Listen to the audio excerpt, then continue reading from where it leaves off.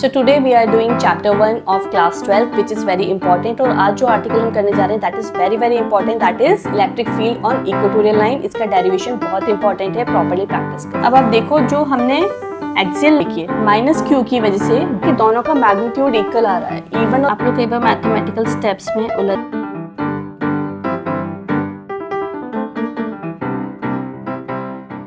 Hello everyone, welcome back to our channel infinity learning world. मैं हूं शिखा और हम चैप्टर फर्स्ट कर रहे हैं 12th क्लास का और उसमें हम करने जा रहे हैं electric field at a point on equatorial line of a dipole. Axial वाला हमने इससे प्रीवियस वीडियो में किया था, अब वहाँ पे जाके देख सकते हैं। अब हम इक्वेटोरियल करने वाले हैं, ठीक है।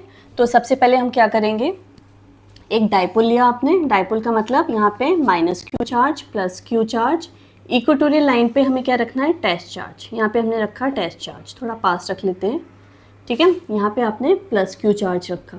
अब इसकी वजह से इलेक्ट्रिक फील्ड इसके साथ और इसके साथ। अब ये क्या है, हमारा डाइपोल है। तो डाइपोल का क्या होता है, टोटल डिस्टेंस कितना होता है 2L। तो ये पार्ट L हो गया, ये पार्ट L हो गया। Dipole is a system in which two opposite charges are separated by a very small distance and that is 2L, ठीक है। अब हमने इसमें इक्वेटोरियल पे अपना टेस्ट चार्ज रखा। अब हमें क्या स्टडी करना है, इलेक्ट्रिक फील्ड स्टडी करनी है। ये डिस्टेंस कितना लिया हमने, दिस इज R, ठीक।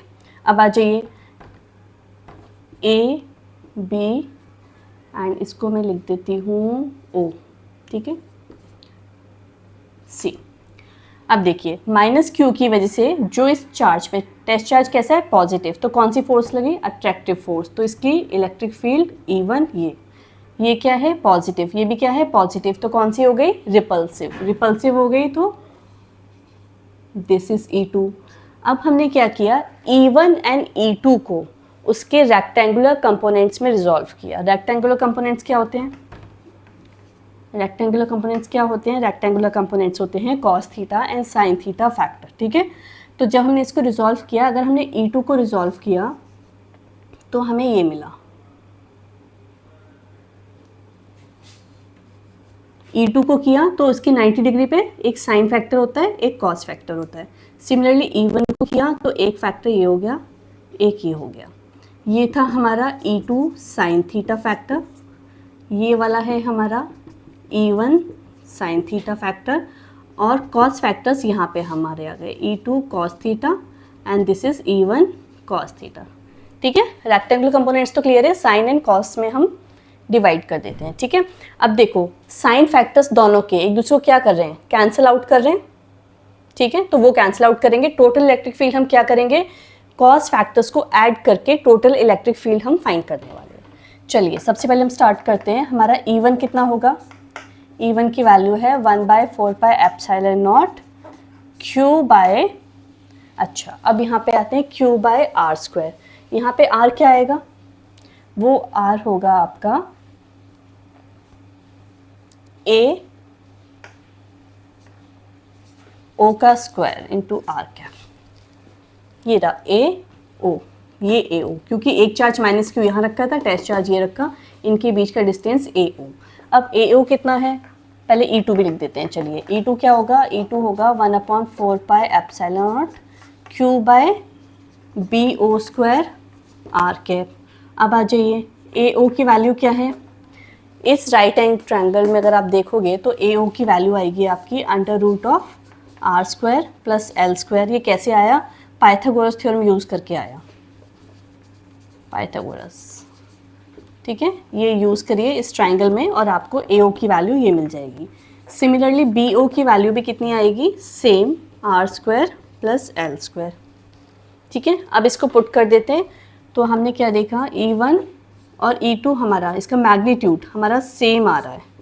कितना आ रहा है, this is 1/4 pi epsilon naught Q by √ऑफ R square plus L square, ठीक। अब हमें रिजल्टेंट इलेक्ट्रिक फील्ड चाहिए, रिजल्टेंट इलेक्ट्रिक फील्ड। मैंने आपको बताया था कि हमने इसको रेक्टेंगुलर कंपोनेंट्स में रिजॉल्व किया, साइन फैक्टर्स क्या हो गए, कैंसिल आउट हो गए। अगर इस ट्रायंगल में हम फाइंड करें, अच्छा पहले रिजल्टेंट की बात करते हैं। तो रिजल्टेंट क्या हो गया, E1 cos theta plus E2 cos theta, क्योंकि साइन फैक्टर्स तो कैंसिल आउट हो गए, तो रिजल्टेंट में क्या हो रहा है, दोनों कौन से ऐड हो रहे हैं, कॉस फैक्टर्स ऐड हो रहे हैं। तो इसको हम कॉस थीटा अगर कॉमन ले लें तो हम लिख सकते हैं E1 plus E2 cos of theta. अब देखिए मैंने यहाँ पे लिखा था कि दोनों का मैग्नीट्यूड इक्वल आ रहा है, E1 और E2 का मैग्नीट्यूड इक्वल आ रहा है दिस, तो हम सिंपल E पुट कर दें इसको, तो ये कितना हो जाएगा हमारा ट्वाइस ऑफ क्या हो जाएगा 1/4 pi epsilon naught Q by under root of R square L square into cos of theta. अब चलिए इस ट्राइंगल से हम कॉस ऑफ थीटा फाइंड करते हैं। कॉस ऑफ थीटा की वैल्यू इस वाले ट्राइंगल में आ जाइए। कॉस थीटा क्या होता है, बेस बाय हाइपोटेन्यूज, तो कॉस थीटा की वैल्यू आपकी आएगी base is L divided by under root of R square plus L square. इसमें पुट कर दीजिए, क्या मिला हमें टोटल इलेक्ट्रिक फील्ड मिली 1/4 pi epsilon nought 2Q divided by under root of R square L square का whole square into L divided by under root of R square plus L square. Marker थोड़ा सा ख़राब हो रहा है, चलिए तो दिस इज़, अच्छा ये देखिए ये स्क्वायर है ये सिंगल है, तो कितना हो गया ये 2QL by under root of R square L square power 3/2। ठीक, अगेन क्या करेंगे हम, since L is very very small then R, तो L स्क्वायर को क्या करेंगे, नेगलेक्ट करेंगे जैसे हमने पहले किया था। तो हमें क्या मिल गया, मार्कर गया बिल्कुल, तो electric field will be equal to 1/4 pi epsilon naught 2QL। अब हमने क्या किया, L स्क्वायर को नेगलेक्ट कर दिया, तो हमारे पास क्या बचा R पावर 3। ठीक है, क्यों, देखिए अब इसमें कोई कन्फ्यूजन नहीं होना चाहिए, दिस इज़ R स्क्वायर उसकी पावर 3/2, तो जब ओपन करोगे तो 2 कैंसिल हो जाएगा, तो सिंपली क्या बचेगा R³ बचेगा आपके पास। आप लोग कई बार मैथमेटिकल स्टेप्स में उलझ जाते हैं, आपको समझ नहीं आता है क्या करना है, थोड़ा सा ध्यान से करना है। नाउ 2QL ये क्या बन गया, अगेन आपका डाइपोल मोमेंट, तो हम इसकी प्लेस पे क्या लिख सकते हैं, हम लिख सकते हैं P/R³। अब आप देखो जो हमने एक्सियल लाइन पे किया था उसमें वैल्यू आती थी इलेक्ट्रिक फील्ड की ट्वाइस ऑफ P वेक्टर, बाकी सेम था। जो हम इक्वेटोरियल पे कर रहे हैं वहाँ पे कितना आ रहा है, ट्वाइस फैक्टर नहीं आ रहा, सिंपल P आ रहा है। तो एक्सियल लाइन पे एंड इक्वेटोरियल लाइन पे इसमें कौन से फैक्टर का डिफरेंस है, 2 फैक्टर का, ट्वाइस का डिफरेंस है। So thank you, have a nice day.